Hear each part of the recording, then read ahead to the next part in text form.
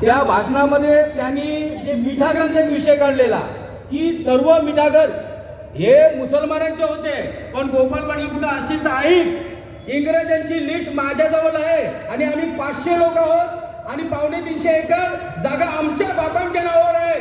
तू कधी पण ये, तुला कधी पण दाखवतो. अरे आणि तुम्ही खटाऱ्याच्या विषयी एक गोष्ट सांगितलेली की खटाऱ्याच्या खालती कुत्रा असतोय. मला वयाचं 49 वर्ष चालू आहे. खटारा म्हणजे बैलगाडी. अरे त्या बैलगाडीच्या खालती जो कुत्रा असायचा ना, तो बैलगाडी मालकाचा असायचा आणि तो कुत्रा तू आहेस. तुला समजायला पाहिजे कोणत्या सुपाऱ्या घेतल्यास तू. अरे आगरी आगरी आणि समाजावर भांडतोस ना, तर तुझ्यासाठी आणखी एक उद्देश आहे माझा. तुमचे जे आमदार उभे राहिले या निवडणुकीसाठी ते आगरी आहेत. का नाही एखादी माघार घेतली की आपण उभा राहायचं तर आपल्या एकाच पुढे न्यायचा.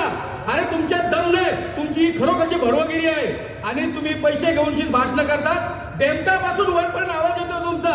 तुझ्या मी गाण्याच्या युट्यूब बघलेले आहेत, आवाज तुझा भयानक आहे आणि तू सर्वत्र उभा राहतात. आता आमचे तालुका प्रमुख पण बोलले, अरे मी पण तुझी हिस्ट्री काढली. तू आमदारकीला उभा राहतास त्यावेळी नोटांचा मतदान जास्ती झालेला. ही तुझी अवस्था.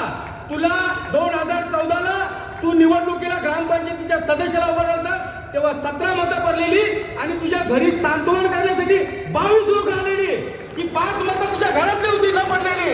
अरे ही तुझी लायकी. आणि महेश बादली साहेबांच्या वडिलांचं एक नाव काढला, रतन बादली साहेब. तुमच्यासाठी पुन्हा एकदा सांगतो, मी टागर नाही, ती आमची फॅक्टरी होती आणि त्या फॅक्टरीवर आम्ही मीठागरावर काम करायला जात होतो आणि त्या मीठागराचा मीठ आणि भाताचे तांदळाचे पोचके त्याला मोठला बोलायचे आपले आगरी लोक. हे डोक्यावर घेऊन आम्ही गावोगाव विकायला जायचो. पण या महेश बादली साहेबांचे वडील रतन बादली साहेब या त्या टायमाला या परिसरात आले आणि त्या फॅक्टरीला एक नवीन चालना दिली.